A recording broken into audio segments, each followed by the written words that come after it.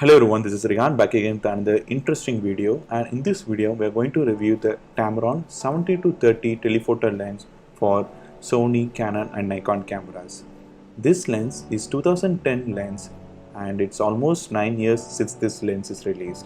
Is it still good? Let's find out in this video. The lens is common for all the three brands Sony, Nikon and Canon, but the only thing varies is the mount. So this is a common review, and the picture quality varies based on what camera body you use. Currently I'm using a Sony camera body to test it out. Okay, so without wasting any time, let's go into the video.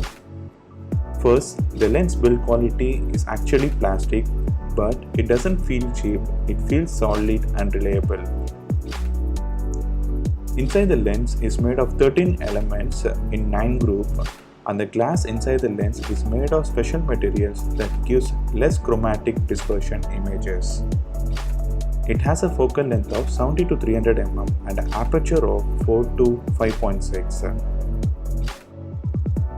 When this lens used with APS-C size sensor, the focal length changes from 300 mm to 465 mm, which is really a good zoom level at this price range. Another disadvantage which I found in this lens is that the zoom or for changing the focal length is not very smooth as comparing to the USM and STM lenses, but you'll get used to it. It also has a macro mode where you can take macro shots with the small plants or small objects. It also has autofocus and manual focus system. The autofocus system is very noisy. That's the only disadvantage which I found in this lens. And another one main disadvantage in this lens is that it doesn't have image stabilization. So you need to rely on tripods for very stable videos and photos. But I didn't face any shaky photos when taking photos in handheld. But I do find the video to be completely unusable when I used it in handheld. So it's better to use a tripod when you're taking the video. So now we will test some samples of the photos. I have tested both in wildlife and also in inside the town. Okay, so first we will see the image quality and then we will see the video quality. Okay, let's roll.